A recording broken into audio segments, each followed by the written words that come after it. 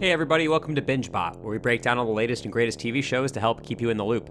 Today we're taking a look at The Walking Dead: Dead City, a spin-off series that follows Maggie and Negan as they travel across Manhattan during a zombie apocalypse to rescue someone near and dear. But before we get started, we are happy to announce that you can now support our channel through YouTube memberships, Patreon, or Buy Me a Coffee. As a top-tier member, you can even choose your favorite TV show or movie for us to recap. We appreciate all of the support, but for now, let's get started with Episode 1. Old Acquaintances. In a bleak world where those who die turn into grotesque, mindless, flesh-eating creatures known as walkers, Maggie arrives at an inn in Virginia, around 5 to 6 years after the main events of The Walking Dead. Approaching the innkeeper, she asks him if he knows anybody who can help her get rid of the walkers that have invaded her cabin, and wanting to help, the innkeeper informs Maggie that there's a man staying in one of their rooms who's exceptionally skilled at killing walkers. Armed with this information, Maggie excuses herself to the restroom, and that's when her true intentions surface, as she begins to sneakily head around to the inn's rooms and enters the one where the man is staying. Stealthily, she picks up a knife and attempts to attack the man while he's in the shower. However, the other patrons of the inn are quick to intervene, dragging Maggie out of the room and pinning her to a table. But proving that she's not so easily defeated, Maggie activates a hidden blade in her boot, allowing her to stab the woman who is about to harm her before taking on the two remaining men, smashing one's head with a beer glass and slamming the other's head into a table. Upon hearing all the commotion, the man who Maggie was trying to attack rushes to the bar, revealing himself to be Negan, who hasn't seen Maggie in about 2 years. Recognizing that Maggie has bad intentions, Negan tries to escape, accompanied by a young girl named Ginny, whom he's been caring for since she lost her parents. Determined, Maggie jumps into her truck and chases after them, eventually catching up and forcing them to surrender by holding a knife to Negan's throat, who smirks and tells her that it's good to see her too. Thought you were better on your feet. Good to see you too. Once the tension settles, Maggie releases Negan and explains how she tracked him down, showing him a wanted poster issued by the Marshals of New Babylon, a community in Virginia with strict laws. Reading the poster, Negan finds that he's described as a dangerous man, wanted for the murder of 5 men, but for unknown reasons. As for why she tracked him down, Maggie reveals that her settlement, the Bricks, was raided by a sadistic man known as the Croat. Not only did the Croat steal all of their food supplies, including all of their grain, but he also told them that he would return each month for more, and to ensure that Maggie would give him their grain every month, the Croat took her son, Hershel, as a hostage, threatening to kill him if she did not comply. Recalling that the Croat whistled the same distinctive tune that Negan's group, the Saviors, used to communicate with each other before their disbandment, Maggie concluded that the Croat must have been an old friend of Negan's. Opting for honesty, Negan admits that the Croat did once serve as his torturer, but their relationship deteriorated once the Croat descended into complete madness and even started to torture children. In an attempt to stop him, Negan tried to kill the Croat by shooting him in the head but missed, only managing to blow off his ear, which allowed the Croat to escape. Knowing that the Croat might want revenge, Negan asks Maggie why he should help her rescue Hershel, but without hesitation, Maggie bluntly tells Negan it's because he owes her for unjustifiably and brutally killing her husband, Glenn, about 13 years ago. Moreover, Maggie convinces Negan by emphasizing that he doesn't have many options, as the Marshals will eventually track him down, hinting that if he helps her get Hershel back, she will protect him from them. Recognizing that the mission would be too dangerous for Ginny, Negan decides to send her to the Bricks, promising to reunite with her once he's helped Maggie rescue her son. Noticing that Ginny's been silent the entire time, Maggie asks Negan why that is, prompting him to explain that when Ginny's father didn't return home one night, she went out searching for him, only to find that he'd been killed and turned into a walker, leaving her so traumatized that she hasn't spoken a word since. She could tell by looking at him that it wasn't the dead, it wasn't an animal. It was a person, or people. She just hasn't spoken since. Once Ginny's safe at the Bricks, Maggie and Negan set off on their journey, driving to New York with the goal of reaching Manhattan, where the Croat has established his base. Upon arriving in New York, they find that Manhattan has been entirely isolated from the rest of the country, with all of the bridges and tunnels destroyed, forcing them to use a boat to reach the island. And arriving in the city, they navigate the desolate streets, where they're stunned to see walkers raining down from the skyscrapers before finding themselves approached by a massive horde.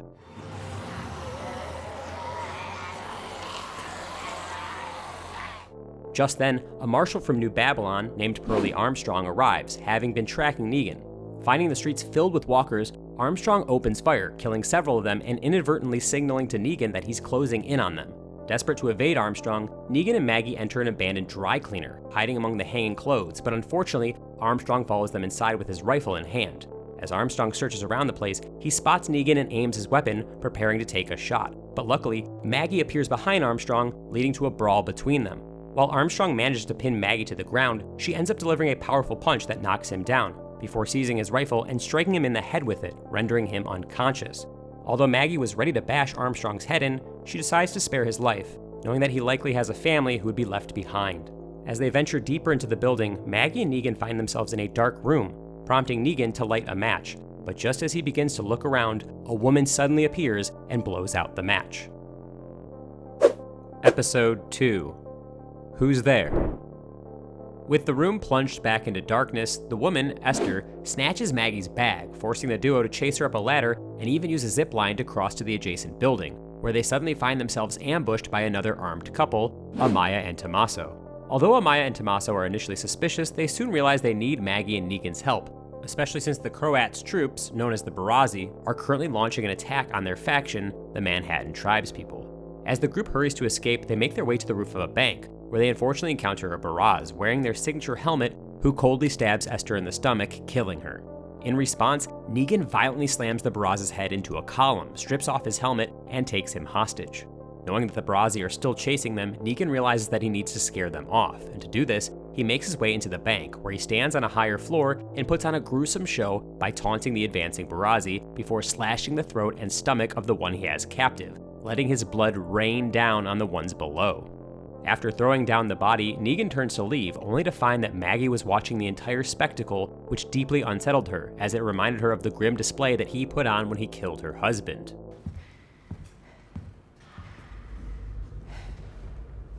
Now that they're briefly safe from the Barazzi, the tribespeople thank Maggie and Negan for their help and in return, decide to assist them in reaching the Croat to rescue Maggie's son. You talking about Van Gogh? He has my son. So you want to get to the cycle?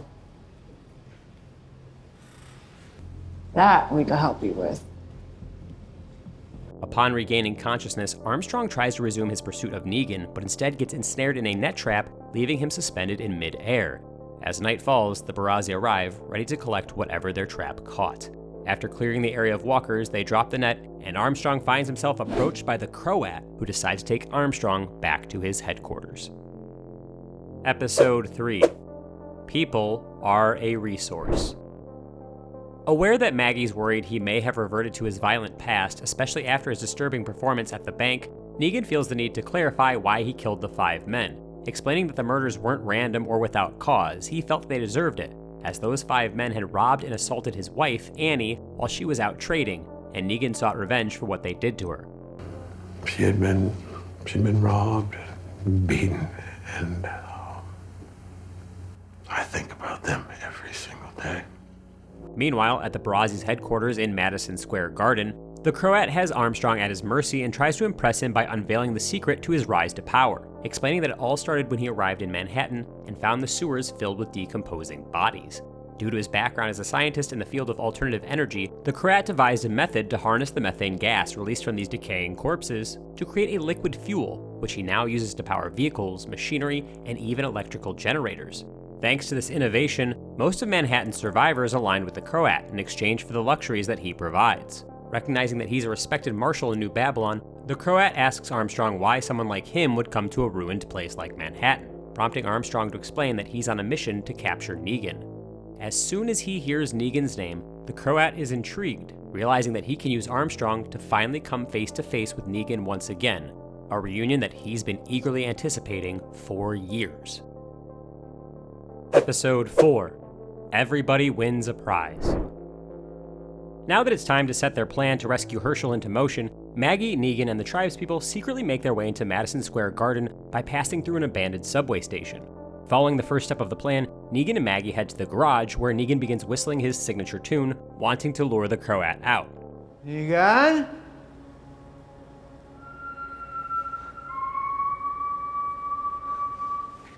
And as predicted, once the Croat hears the whistle, he immediately decides to follow it, eager to reach Negan. Unfortunately, the plan faces an obstacle when Maggie unexpectedly spots Ginny in the garage, having fled the bricks and traveled to Manhattan and wanting to be with Negan. Knowing that the situation is too dangerous for Ginny, Maggie decides to chase her until they reach the main arena of the garden, where the tribespeople are hiding, ready to catch the Barazzi off guard. This is when Amaya presents Maggie with another problem, telling her that the Barazzi are nowhere to be found, as if they somehow knew that the tribespeople were launching a surprise attack. To make matters worse, loud music starts blaring through the garden's sound system, attracting swarms of walkers. Finally, to completely derail their plan, all of the gates explode simultaneously, allowing all of the walkers to flood into the garden, revealing that while the tribespeople thought that they were ambushing the Croat, it was actually he who was ambushing them.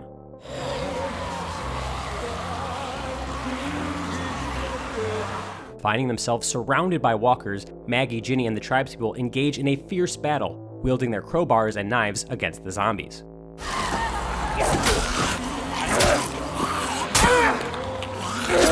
Tragically, despite putting up a valiant fight, the tribespeople are vastly outnumbered, causing them to fall one after the other until only Maggie, Ginny, Amaya, and Tommaso remain alive.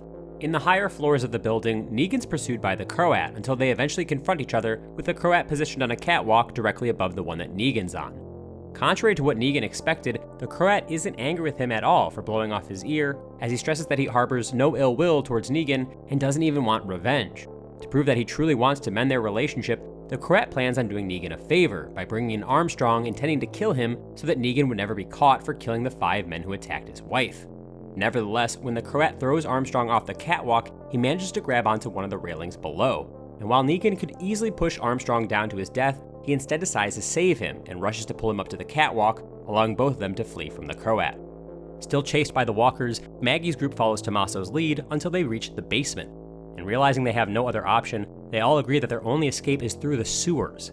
Descending one by one into the waste below, they trudge on, fully aware that the air is dangerously toxic due to the high concentration of methane.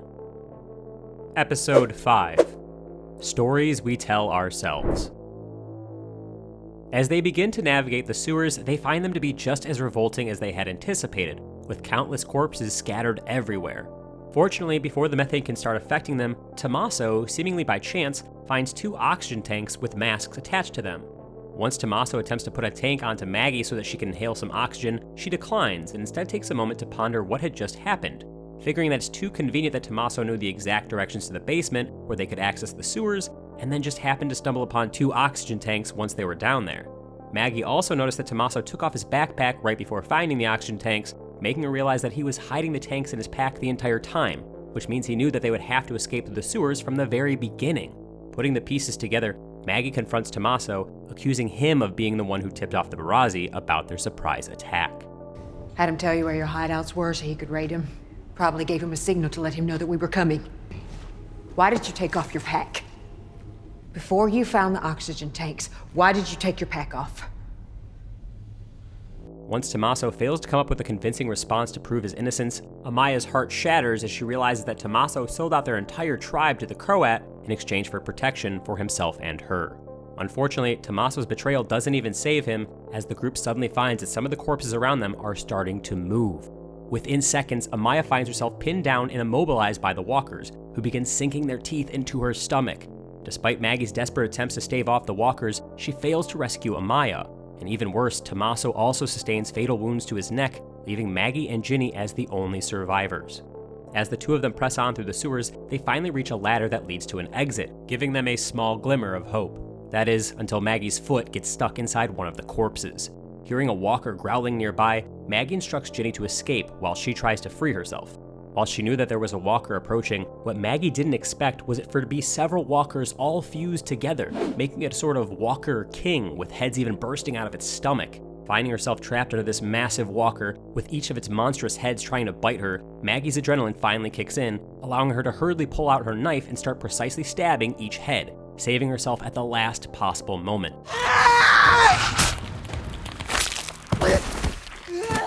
Now free, Maggie begins to catch up to Ginny by climbing up the ladder and emerging from the sewers through a hatch, where she finds that Ginny has fired a flare gun in an effort to get Negan's attention. Having taken refuge in a school bus after he and Armstrong fled from the Croat, Negan sees the flare in the sky, granting him a clear view of where he needs to go next. Episode 6. Doma Smo. Upon arriving at the spot where the flare was launched, Negan's surprised to find Ginny, who immediately rushes into his arms. Although he's glad to see her, Negan decides to give Ginny a reality check, angrily explaining that her presence here jeopardizes their whole operation. In this moment of desperation, Ginny realizes that she must speak, seemingly having something crucial to tell Negan. However, as soon as she starts by stammering the words, "I want you to," Negan stops her before she can finish, infuriated that after months of traveling together, this is when she decides to speak her first words. I want you to... No. Once she hugs him again, refusing to leave, Negan decides to do the one thing that he knows would make her resent him, confessing that he's the one who murdered her father, as he was one of the 5 men that he killed. I killed your dad. Utterly heartbroken by this, Ginny decides to leave Negan and joins with Armstrong, who promises to take her to the bricks on his way back to New Babylon, allowing Maggie and Negan to complete their mission. Now that it's just the 2 of them, Maggie and Negan spend the morning watching the entrance of Madison Square Garden. Suddenly, they spot the Croat's car racing down the street and decide to follow it until they reach another one of his hideouts. As they move through the building, Negan can't help but notice that it's eerily empty. Feeling like something isn't quite right, he turns to Maggie, and the look on her face makes him immediately grasp the reality of the situation. Maggie has betrayed him. Realizing that she's been exposed, Maggie draws a knife, but Negan quickly disarms her and attempts to flee. Determined not to let Negan get away, Maggie pursues him to the docks, where she carefully crosses the narrow beams, eventually reaching a platform where a fight breaks out between the 2. While Maggie takes several swipes at Negan, he remains on the defensive, not wanting to harm her, until she finally stabs him in the shoulder, forcing him to kick her off the platform and onto the boxes below. Following her down, Negan overpowers her, holds a knife to her throat, and instructs her to stop fighting. And once she complies, Negan explains that he finally understands what's really been going on the whole time. He now realizes that the Croat didn't steal the brick's grain, he only took Hershel, informing Maggie that if she wants her son back, she must bring him Negan. Ironically, this is what Ginny was trying to tell Negan before he interrupted her and broke her heart, as while she was at the bricks, she checked their silo and found it brimming with grain, which is why she was so compelled to find Negan and even broke her silence in trying to warn him. Regrettably, Negan's realization comes far too late, as the Croat and his Barazi soon arrive, forcing Negan to surrender, which allows Maggie to press a knife to his neck, signaling to the Croat that she will hand over Negan alive once her son is returned to her. Luckily, all of this wasn't in vain, as the Croat takes them to a vault where he's been keeping Hershel. Before they can proceed with the exchange, though, Negan's last words to Maggie are a request, asking her to take care of Ginny for him. Just look after Jenny, will you? That's all I ask. Wanting to reassure that he won't resist, Negan takes Maggie's hand and lowers the knife from his neck, compliantly stepping into the vault, allowing Hershel to step out. As the 2 pass each other by, Negan's clearly glad that Hershel is now free, telling him that it's good to see him. While she's relieved to have her son back, their reunion's rather anticlimactic, with Maggie wrapping Hershel in an emotional hug while he remains completely unresponsive, clearly displeased that his mom betrayed Negan to free him. Meanwhile, after safely returning Ginny back to the bricks, Armstrong returns to New Babylon a changed man, no longer a blindly obedient marshal. Given that Negan saved Armstrong's life and, more importantly, explained to him why he killed the 5 men, Armstrong now believes that Negan doesn't deserve to be executed. With this in mind, Armstrong decides to lie to his colleagues and fabricates a story about how he successfully hunted down Negan in Manhattan and killed him. As the other marshals celebrate his supposed triumph, the leader of the New Babylon Federation, known as the Prefect, isn't as impressed, and while she seems to believe that Armstrong did kill Negan, she's noticed that he's left out a major detail about Manhattan, revealing that she knows that they used methane as fuel. Consequently, the Prefect demands that Armstrong recount everything that happened in Manhattan once more, emphasizing that this time he must tell her about all of the methane, threatening that if he doesn't comply, she may hurt his daughters. I'd like you to tell me your story again. I want you to tell me all about the methane. Now that he's under the Croat's control, Negan's taken into the office of the true mastermind behind everything that happened in Manhattan, the Dama, who even has authority over the Croat, evident by the fact that she dismisses him out of the room, leaving her alone with Negan for a private conversation. Beginning by acknowledging that she heard all about Negan's dramatic and gruesome performances, including the most recent one at the bank, the Dama expresses her belief that Negan's exactly the leader that Manhattan needs, especially since there are several other settlements all around the island that could be united by him. Noticing that Negan is hesitant, the Dama stresses the urgency of the situation, as she knows that many other communities from around the country will soon wage war against them to take their methane. As Negan ponders if the job's right for him, the Dama makes it clear that he has no choice by handing him a small box. Upon opening the box, Negan's disturbed to find that it holds a severed toe, Hershel's severed toe. Noticing Negan's distress, the Dama explains that she knows he's haunted with guilt for killing Hershel's father and would now do anything to protect the boy, which is why she threatens him, stating that he must do as she demands or she will capture Hershel again and subject him to even more torture. As you know, I eventually let him go in exchange for you. But I kept a little piece of him. And they can always go back for more. At the same time, now that they're back at the bricks, Maggie finds Hershel's vivid drawings from his time in captivity, which include the vault that he was held in, and even a striking portrait of the Dama. Having never seen the Dama before, Maggie's shocked when she realizes that the Croat isn't the real threat to Hershel. Confronted with this revelation, Maggie grows anxious that her son might still be in danger, causing her and Negan to be faced with the same exact predicament, as they both contemplate what their next move should be to protect Hershel. That's it for The Walking Dead Dead City Season 1. Thanks for watching our recap and for sticking around to the end, guys. And as always, if you liked the video, consider sharing it with a friend or just drop us a like. And if you want more recaps of the latest and greatest TV shows, you can always subscribe to the channel, and if you do, don't forget to ring the notification bell so you never miss a new one. You can also support us through YouTube memberships, Patreon, or Buy Me a Coffee, and unlock some awesome rewards in the process. But we appreciate every single viewer that we get. We'll be back soon, but for now, BingeBot is logging off.